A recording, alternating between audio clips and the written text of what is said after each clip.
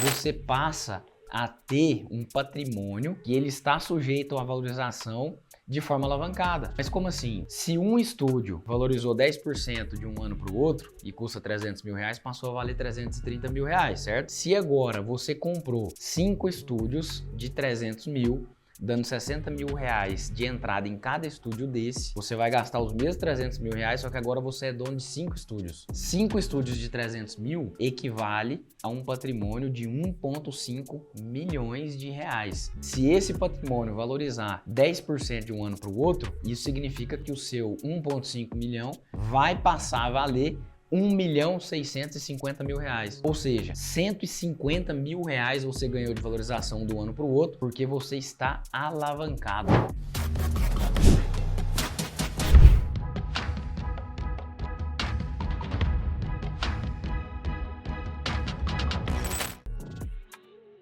Fala aí, investidor, investidora, seja muito bem-vindo a mais esse vídeo aqui no canal. Se você ainda não é inscrito, se inscreve aí, porque aqui eu compartilho com você como que você faz para atingir um patrimônio que gere renda passiva todos os meses no mercado imobiliário. E hoje nós vamos falar sobre 5 coisas que você tem que fazer para não errar na hora de investir no mercado imobiliário. Então, fica aqui até o final que você vai aprender o que não fazer quando for investir em imóveis. A primeira coisa que nós temos aqui é você escolher a localização pela emoção. É isso mesmo. O que significa isso? Ah, eu vou investir no mercado imobiliário e a minha cidade natal eu gosto muito, visito lá de vez em quando, vou escolher um imóvel lá. Mas espera aí, a sua cidade natal ela tem demanda, ela tem um potencial de valorização a longo prazo bom que justifique. Então você precisa analisar isso. Ah, eu vou escolher aqui no meu bairro porque eu gosto desse bairro, eu cresci aqui nesse bairro. Esse não é um critério que você deve utilizar na hora de escolher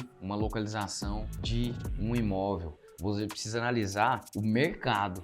Precisa analisar qual que é a demanda do mercado, qual que é o nicho que você pretende atender, qual que é a localização que vai te gerar o maior ROI, ou seja, o maior retorno sobre o seu investimento. Qual que é a valorização que vai te entregar uma valorização a longo prazo com o passar dos anos. Se é na sua cidade, você precisa, antes de tudo, tirar a emoção do jogo, tirar a emoção da escolha. Você precisa fazer uma escolha em cima de dados. Se tem demanda, qual que é o nicho, se está super ofertado ou não essa localização que você pretende investir. Se essa localização, ela tem aí investimentos, tanto públicos como privados, como perspectiva para os próximos meses, próximos anos, que são coisas que vão fazer com que o seu investimento se valorize com o tempo. Quais são as características econômicas da localização da cidade, do bairro, qual que é o índice de desemprego se for um município, qual que é os investimentos ali do setor privado, se for alguma cidade que atrai turista, uma cidade na praia, uma cidade que tem parque aquático. Você precisa analisar todos esses fatores sem que a emoção faça com que você escolha uma localização que não vá te entregar os 2 principais objetivos de um investimento imobiliário, que é valorização a longo prazo e retorno mensal. Então, por isso que é bom você fazer aí um estudo de mercado para identificar essa demanda e fazer uma projeção desse fluxo de caixa, ou seja, por quanto que vai ser alugado esse imóvel, qual que é a taxa de ocupação média que gira em torno aí nessa localização que você escolheu. Para quê? Para você fazer um estudo de viabilidade se esse imóvel, se essa localização vai atender os critérios que você julga serem os critérios ideais em termos de retorno mensal, histórico de valorização. Então, não misture emoção na hora de escolher a localização do imóvel. Esse é o primeiro ponto que você deve analisar. O segundo ponto é você comprar esse imóvel no valor de mercado. Então, seja um terreno que você pretende ali construir as unidades para locação, ou um imóvel pronto que você pretende ali também trabalhar com a locação, você precisa analisar e negociar o valor. Essa compra, ela fique abaixo do preço de mercado, a não ser que seja uma localização, um imóvel que ele está num lugar que assim é certo uma valorização absurda nos próximos meses, nos próximos anos. E apesar de estar no preço de mercado nesse momento, a tendência é que esse preço aí vai explodir em termos de valorização a longo prazo. Aí tudo bem, que é uma exceção da exceção. Mas caso contrário, na condição de investidor, você precisa negociar esse valor. E normalmente, a grande maioria das vezes aí, esse valor tem que estar abaixo do preço de mercado. Porque o valor total investido, ele vai determinar o retorno que você vai ter na última linha.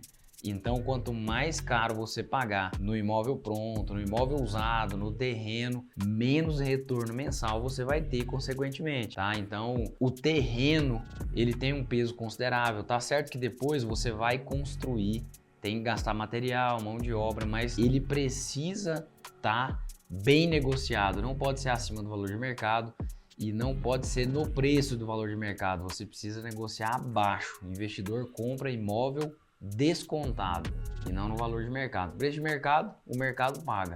Investidor, valor descontado. E o terreno assim, né? É lógico que por causa de pouca diferença, você não vai investir em um terreno só porque ele está um pouco menor o preço, distante da onde a demanda busca ali, né? Você comprar num bairro mais afastado porque está economizando aí 20, 30 mil reais, não faz sentido.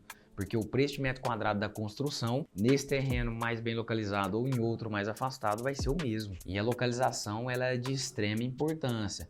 Então é negociar o terreno certo, na localização certa, pelo preço menor que o preço de mercado. Então você precisa se atentar também a esse segundo ponto aí, tá bom? E o terceiro ponto, você colocar esse imóvel para alugar no sistema convencional. O que significa isso? É comprar um apartamento e alugar naquele aluguel tradicional de 36 meses, 24 meses. Esse tipo de aluguel, o aluguel tradicional, ele deixa uma rentabilidade muito baixa. Tem imóveis aí alugados por 0,3 de retorno ao mês, 0,4, quando muito aí 0,5. Passou disso no sistema tradicional, é difícil.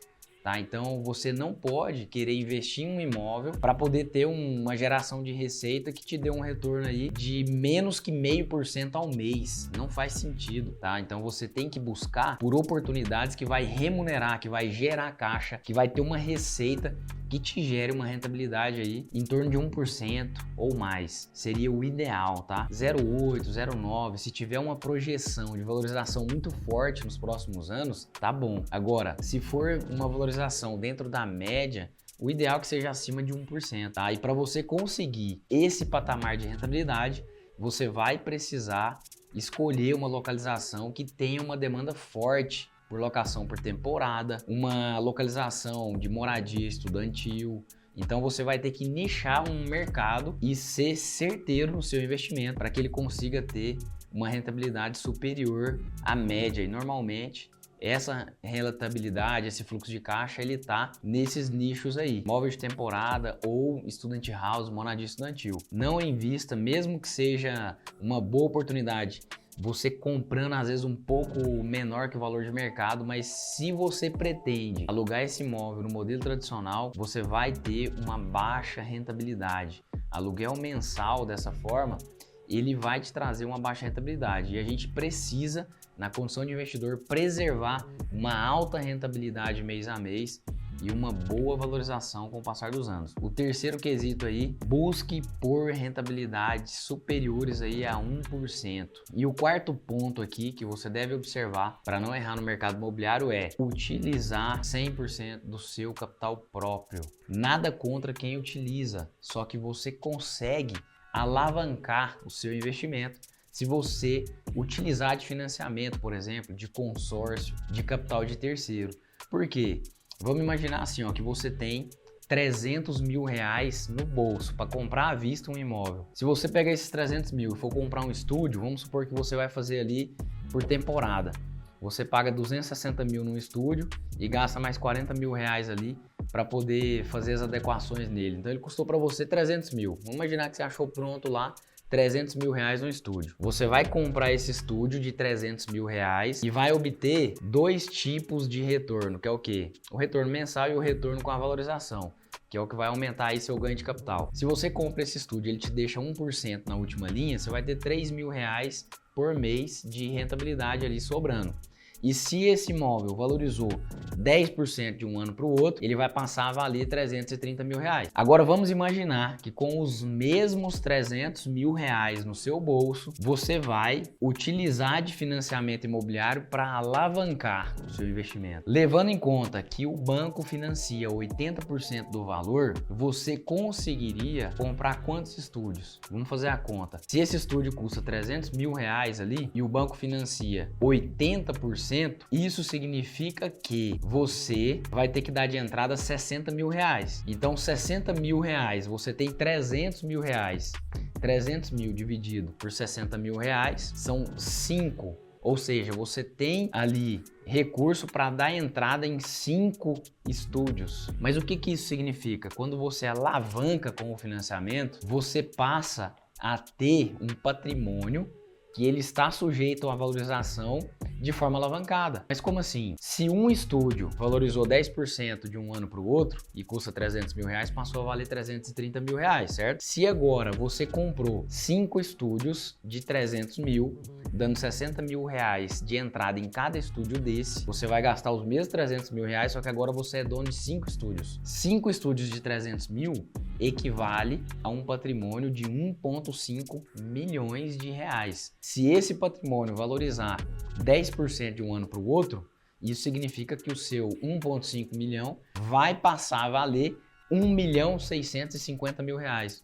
Ou seja, 150 mil reais você ganhou de valorização do ano para o outro, porque você está alavancado com o financiamento. Enquanto aquele estúdio que você comprou com os 300 mil reais à vista, ele te rendeu 30 mil reais. Então, 150 mil reais comprando 5 alavancado e 30 mil reais comprando à vista um estúdio. Isso significa que você ganhou 120 mil reais a mais. E o que acontece? Quando você tem os 5 estúdios, ele vai gerar receita suficiente para pagar a parcela do financiamento. Esse exemplo, ele já é bom, ele se mostra bom comprando um estúdio de 300 mil pronto, de uma construtora, uma incorporadora, de um terceiro. Agora, imagina se você construir.